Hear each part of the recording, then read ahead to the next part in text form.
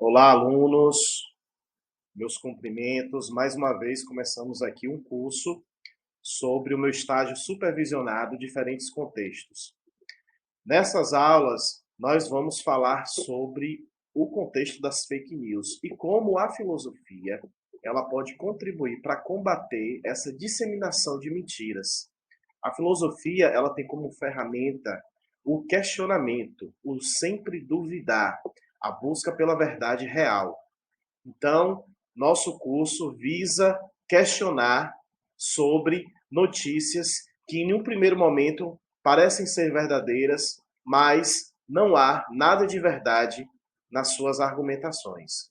Então, vamos aprender um pouco nesse nosso curso sobre a licenciatura em filosofia, sobre o curso de licenciatura em filosofia, como combater as fake news e como identificar uma notícia caluniosa, certo? Na nossa primeira aula, nós vamos aprender um pouquinho sobre o projeto de extensão e sobre o curso de licenciatura em filosofia.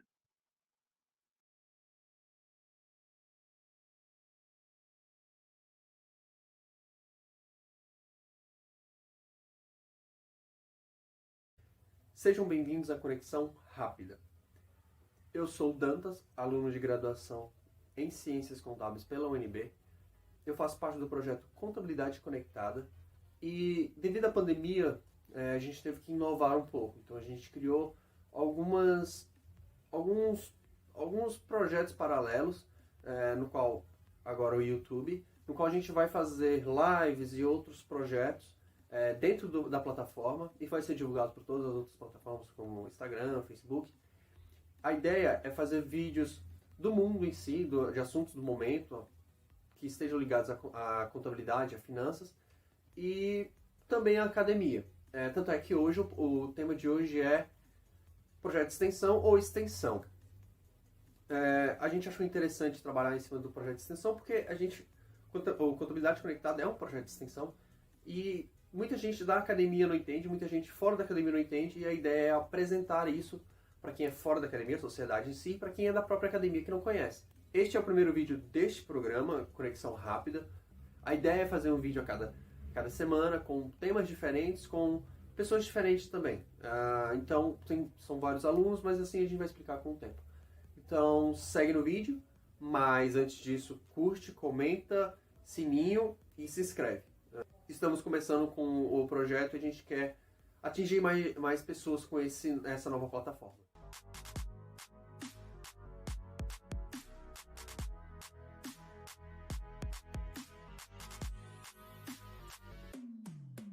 Então, o que é um projeto de extensão? Para a gente entender o que é um projeto de extensão, eu tenho que explicar quais são os pilares da universidade. Vamos lá. São 3 apenas. Pesquisa, ensino e extensão. A pesquisa é quando você seleciona um tema e com esse tema você vai realizar realmente a pesquisa usando a metodologia de acordo com o que você vai pesquisar e como você vai pesquisar. Com isso você escreve um artigo com os resultados encontrados e esse artigo pode ser publicado. Já o ensino é mais básico.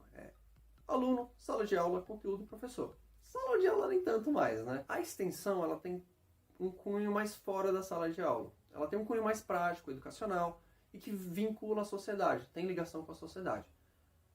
Ela não está no ambiente só acadêmico, ela está fora do ambiente acadêmico. É mais ou menos quando a gente apresenta o que a gente produziu dentro da universidade ou o que a gente acha de melhoria dentro da universidade que a gente poderia apresentar para a sociedade. O objetivo de um projeto de extensão é a interação entre academia e sociedade via socialização dos conhecimentos desenvolvidos dentro da própria universidade. Então, ele é bem importante, porque dentro dos projetos de extensão, há projetos de políticas públicas, há projetos de democratização de conhecimento, e há projetos de interação realmente com a sociedade ou com a comunidade acadêmica, o que é bem legal, porque aí quem sai ganhando são os alunos. Eles começam a descobrir habilidades ou desenvolver habilidades que eles têm que usar dentro do projeto, dependendo do projeto, obviamente. E com isso eles ganham uma moeda de troca, que seria os créditos. Quando você faz parte de um projeto de extensão, você começa a ganhar crédito como participante.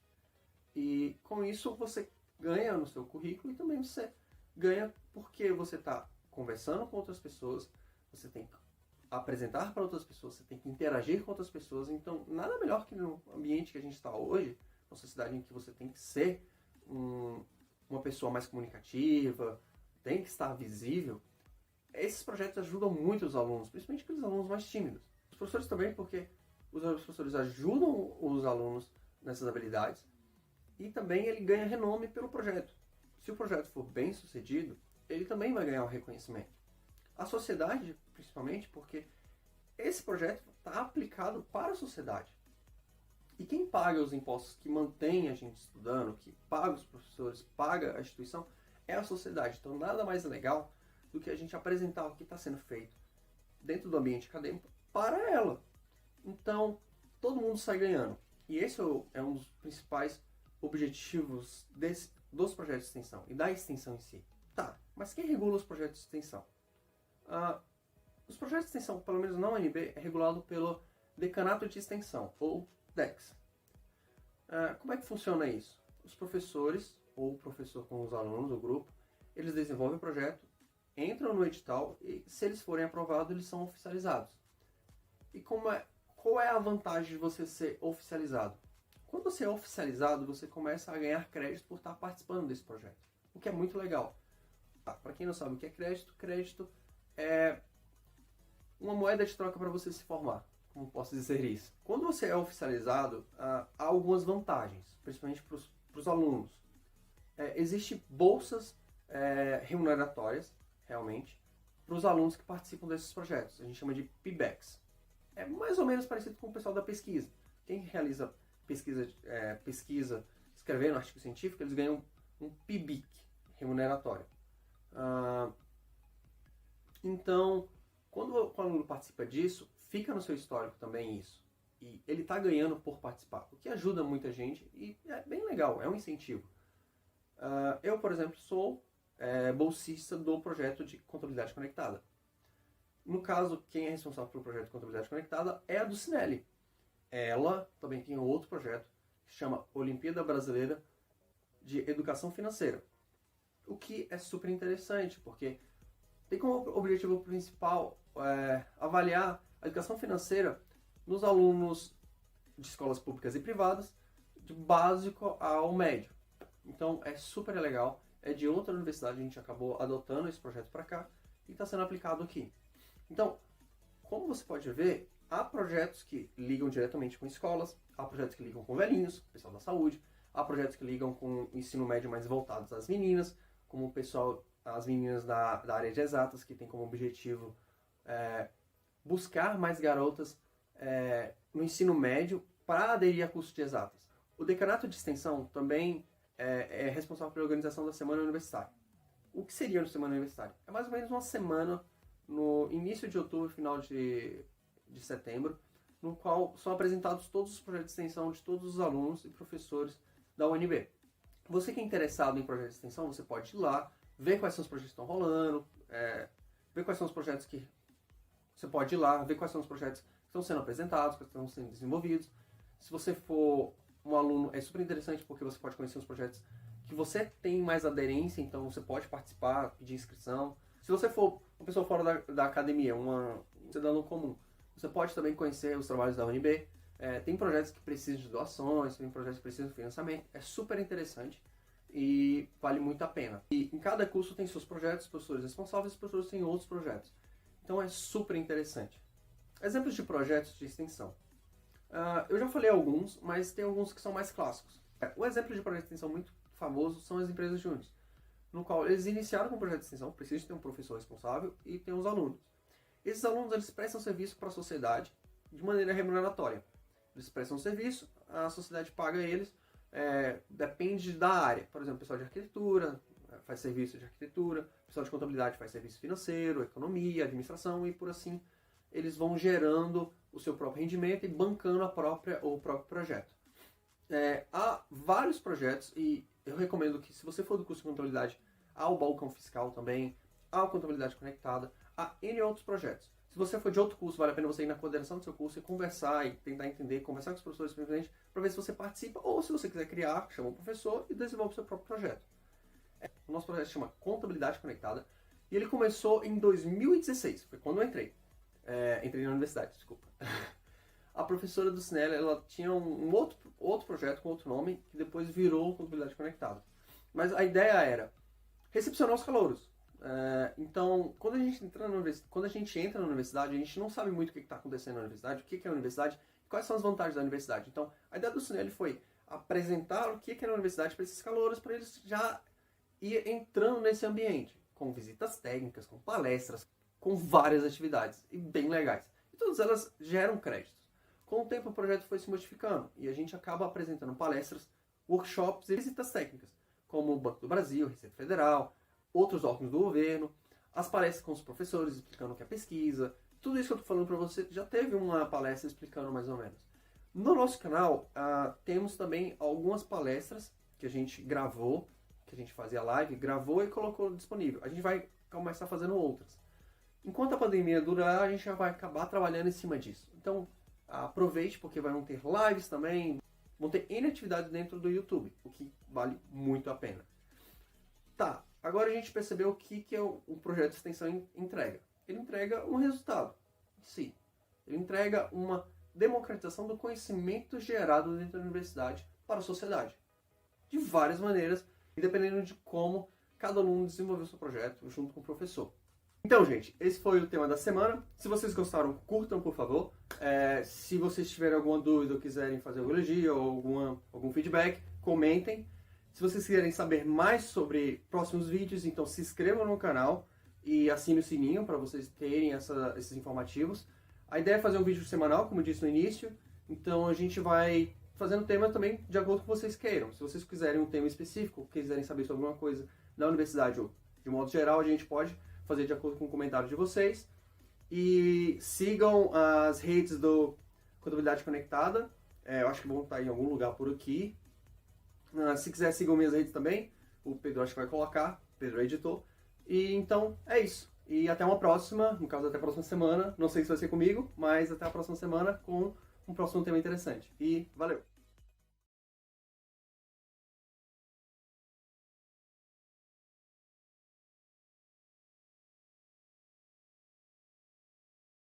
Alguns profissionais são admirados por estudar e investigar a essência e a natureza da humanidade. Além disso, apresentam maneiras para melhorar a nossa percepção da realidade e as relações sociais.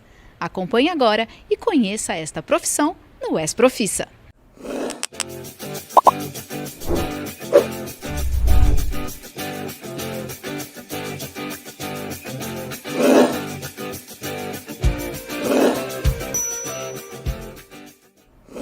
Estudiosos e pensadores, os filósofos refletem sobre a sociedade, sobre questões éticas e morais e até sobre questões políticas. Por muito tempo, foram considerados como pessoas distantes e com pensamentos complexos. Mas isso ficou no passado, até as redes sociais divulgarem e as pessoas se encantarem com o professor Dr. Mário Sérgio Cortella. Olá. Que bom, obrigado. Muito obrigada. Você sabe que durante algum tempo nós tivemos muito pudor de sermos chamados de filósofos. Boa parte de nós no Brasil admitia, alguns até hoje, a expressão professor de filosofia. Tá. Né? Em vez de filósofo, porque filósofo parece uma coisa um pouco mais pomposa.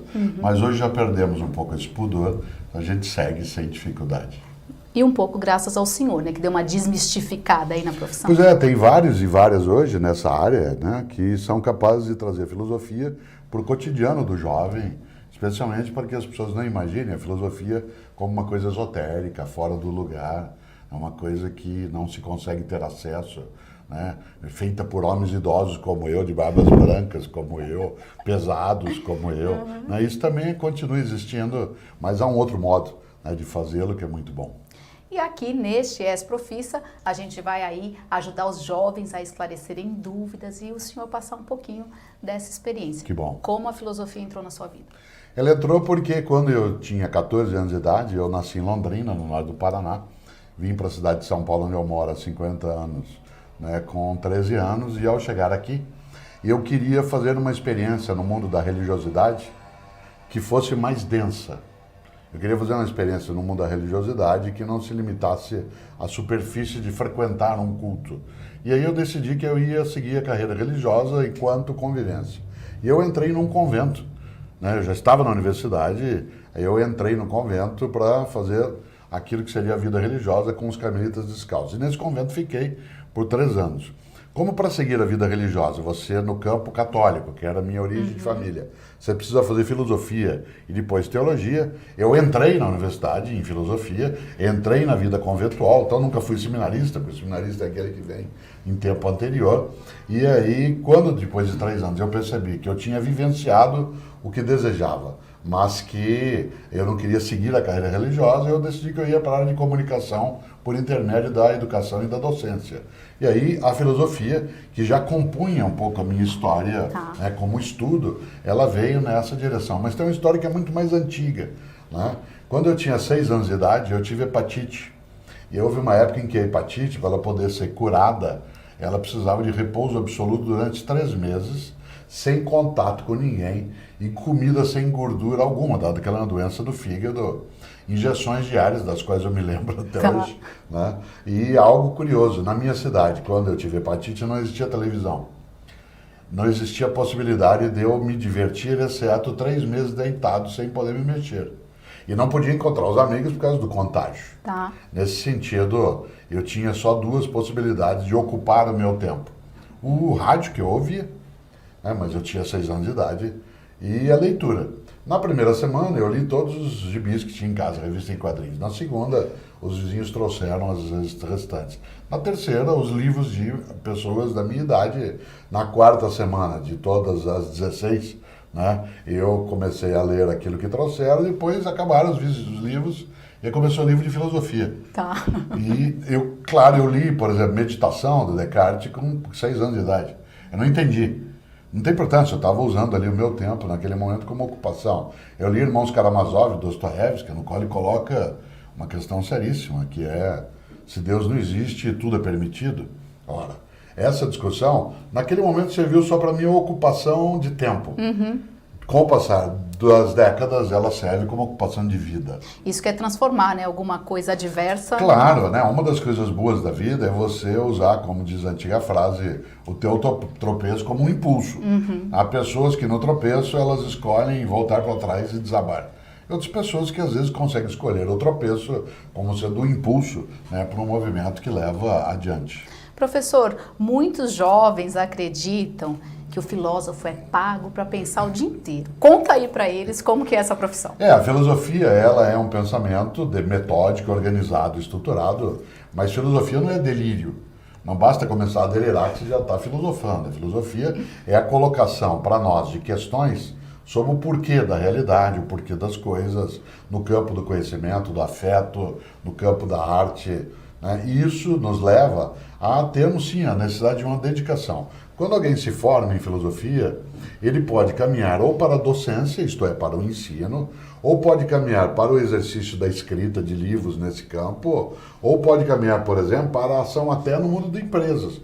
Hoje há muitas empresas que elas contratam pessoas formadas em filosofia pela capacidade que alguém tem de ter em filosofia de um pensamento que saia do óbvio, que comece a questionar e trazer indagações. Por isso, é muito comum hoje algumas empresas elas terem nas suas equipes multiprofissionais alguém que venha de uma área porque ajuda a inovação, a criatividade, a reflexão. Por isso, o dia a dia de alguém dessa área é muito dependente do que a pessoa vai seguir. Se ela vai à docência, se ela vai à escrita, se ela vai ao mundo da empresa. Aí eu fiz uma escolha que é estar nos 3. Né? Portanto, isso exige de mim que eu há décadas eu preciso acordar cedo, como é o meu hábito, há mais de 40 anos que eu acordo às 4h30 da manhã, né? E sigo com as minhas rotinas de leitura, de estudo, de ensino, de rádio, de TV, né? De docência, de escrita, de palestra.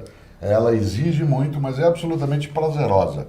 Uma coisa que uma pessoa não pode imaginar quando ela entra no campo da filosofia é que ela vai ter, por exemplo, um retorno de natureza econômico-financeira que seja tão expressiva quanto outras atividades.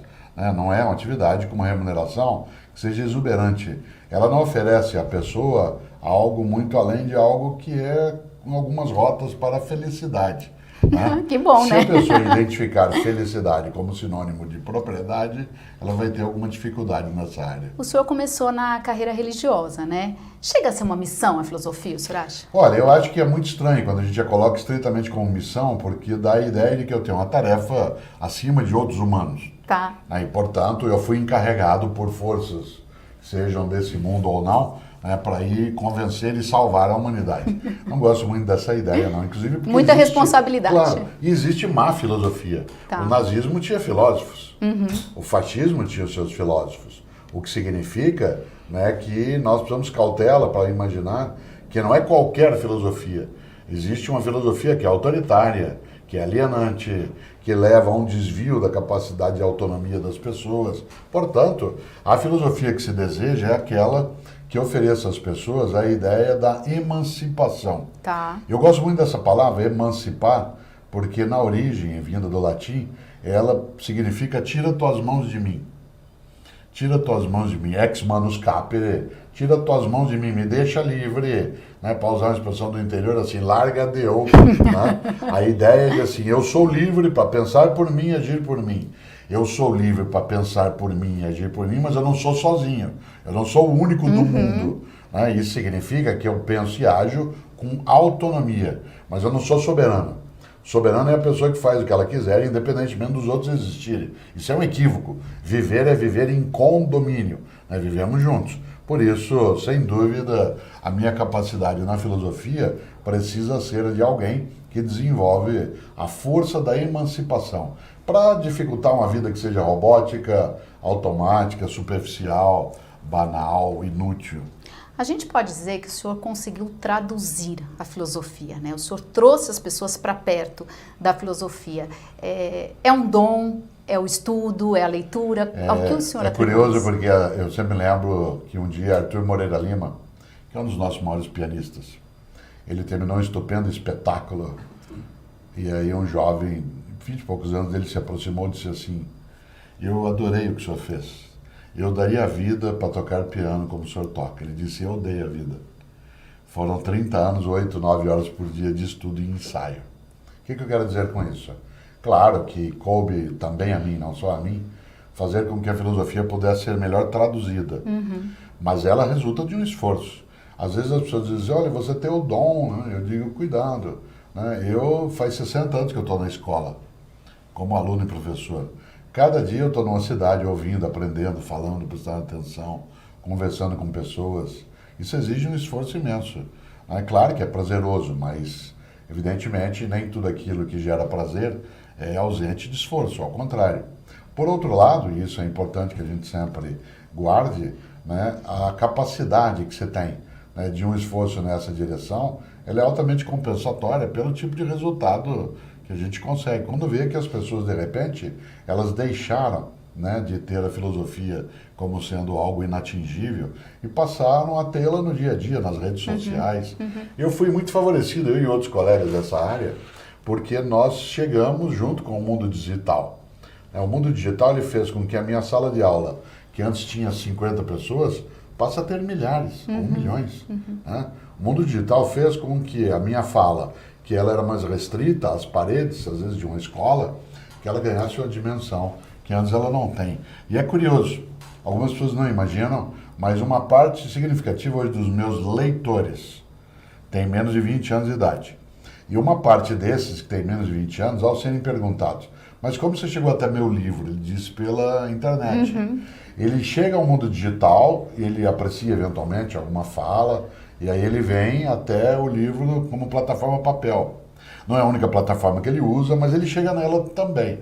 Por isso, né, quando do aparecimento do mundo digital, especialmente nos últimos 20 anos, foi magnífico para quem é dessa área. Pareceria até estranho que a filosofia, que é quase sempre conectada a coisas antigas, que ela tem uma ligação forte com a modernidade. Tecnologia. E tem, né? Porque isso é algo marcado, né, pela nossa trajetória e é bom demais. Qual o perfil que o jovem precisa ter para seguir nessa área? A primeira coisa é que nem sempre uma pessoa vai para a área de filosofia como primeira escolha. Há muitas pessoas que elas precisam garantir a sobrevivência no cotidiano.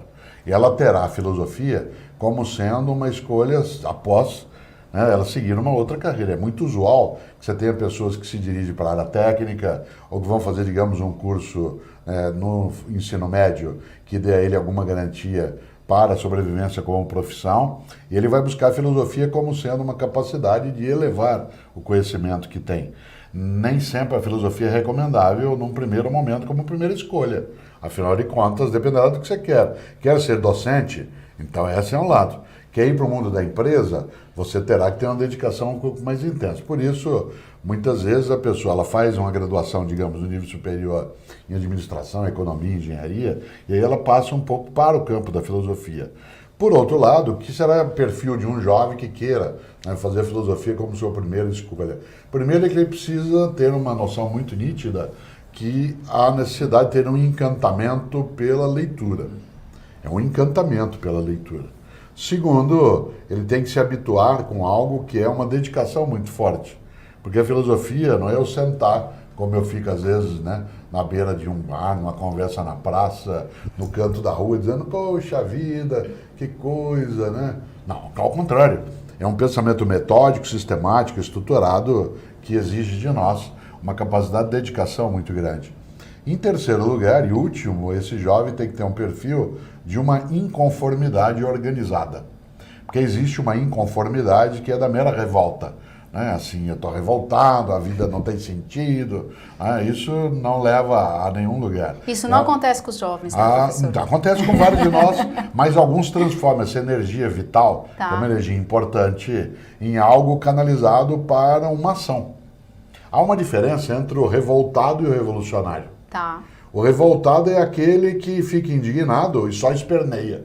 E vive dizendo que horror, alguém tem que fazer alguma coisa. O revolucionário é aquele que, indignado, decide se organizar, com outras pessoas inclusive, para impedir que aquilo aconteça. Vou te dar um exemplo comum. Ônibus lotado na cidade de São Paulo, onde eu moro, Avenida Paulista, 6 horas da tarde, chuva, janelas fechadas, calor imenso. Eu pendurado dentro do ônibus, do busão, sem conseguir respirar com aquele calor, querendo ir para casa com fome. Eu tenho dois pensamentos naquela hora possíveis. O deles, que é o do revoltado. Que nojo, um dia eu vou ganhar uma grana e vou saltar daqui, nunca mais vou pegar uma coisa dessa. Tem a do revolucionário, que é eu preciso me juntar com outras pessoas e impedir que o transporte público seja desse modo, que a gente seja submetido a essa condição degradante. Ora, isso significa que essa inconformidade organizada, ela é, acima de qualquer coisa, a capacidade de olhar o mundo, ver que ele assim é, notar que ele assim não precisa ser e nem deve ser. E a filosofia pode colaborar. Sozinha, não. Né? Por exemplo, filósofos não movemos usinas hidrelétricas, não construímos tecnologias, mas nós ajudamos um pouco a pensar sobre as razões daquilo que é preciso fazer. Por isso, ela não é uma forma de saber prático. Ela ajuda a esclarecer a prática, mas ela em si não é prática. Ela ajuda que a nossa prática não seja servil, não seja, como eu disse, robótica e menos ainda alienada. Por falar em sozinho, não, Maurício de Souza é um ícone de várias gerações. E vocês fizeram uma parceria. Como se deu isso e por quê? Maurício de Souza e eu nos encontramos no ano de 2016, na Bienal do Livro de São Paulo. Eu porque ia lançar um livro e ele outro. E ao nos abraçarmos, a gente não se conhecia, e eu já o conhecia como leitor. Faz esse ano 60 anos que eu leio Maurício de Souza, né, desde que eu tinha 4 anos de idade. E ao encontrá-lo, ele disse assim, poxa, eu gostando de você, disse ele para mim. Disse, poxa, eu adoro você. Eu comecei lendo Bidu, né, em Londrina, quando eu era menino, que ele publicava as tirinhas no jornal. Aí ele falou assim, a gente podia fazer um livro juntos, né? Pois bem, saiu primeiro em 2017, no ano seguinte, 35 reflexões sobre vida, ética, convivência, família, esforço, e ele ilustrou as 35. Esse livro se chamou Vamos Pensar um Pouco, e aí eu passei a fazer parte da Turma da Mônica. Ele até foi gentil comigo, me desenhou na capa, mais magro um pouco, né? E aí esse livro fez um sucesso muito grande. E nós decidimos em 2018 fazer um outro, chamado Vamos Pensar Mais um Pouco, né? E portanto esse livro, ele agrega a arte do Maurício de Souza, que é a arte da comunicação pela imagem, pelo desenho, com um pouco daquilo que é reflexão filosófica. Agora, ele é uma pessoa inestimável, né, na nossa vida e, portanto, estar com ele não é só honroso, é algo que eu, ao fazê-lo, nunca imaginei que acontecesse. A gente sempre pede dicas, né, para os nossos convidados, uma dica final para os jovens. O senhor deu dica aqui o tempo inteiro, mas para o jovem que está no início da carreira, buscando ali, correndo atrás, buscando atrás de um sonho, né? O que o senhor pode falar? A primeira coisa é o que disse um dia um antigo pensador latino chamado Publio Ciro, que ele dizia algo, um plano que não pode ser mudado não presta. Um plano que não pode ser mudado não presta. Por isso, a primeira grande dica é a capacidade de flexibilidade naquilo que organiza. Agora, há uma diferença entre ser flexível e ser volúvel. Uma pessoa flexível é aquela que é capaz de alterar a rota. Uma pessoa volúvel é aquela que muda de rota toda hora. O vento bateu e ela muda. Entra para fazer uma atividade, não gostei, muda para outra. Essa não está boa, vai para outra. Isso não é ser flexível, isso é ser volúvel, né? A segunda grande dica é, além da capacidade de ser flexível, não ser de modo algum egoísta em relação ao conhecimento que carrega. Afinal de contas, essa é uma coisa forte. É preciso generosidade mental. Há pessoas que ficam o tempo todo olhando só para elas. E isso é algo que é extremamente restritivo. Conhecimento é partilha, vida é partilha, é a capacidade de aprender com o outro. Por isso, a grande capacidade maior é repartir aquilo que se sabe, perguntar aquilo que se ignora e praticar aquilo que se ensina. Cortella, muito obrigada obrigado. Pela aula. Nossos jovens aí agradecem. E você, gostou? Estamos encerrando a segunda temporada do Esprofissa mais uma vez com chave de ouro. Assista os nossos vídeos, a nossa série, acompanhe o nosso canal e até a próxima temporada. Feito? Aula. Então tá bom, você cumpriu o seu tempo, hein? Não, eu sou Não, só preciso que o senhor aqui, ó, deixe um recadinho para os nossos jovens. Deixarei.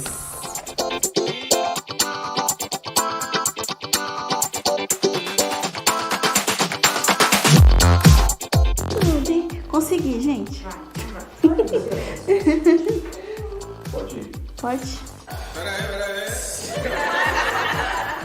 Então acompanhe este episódio do Esprofissa.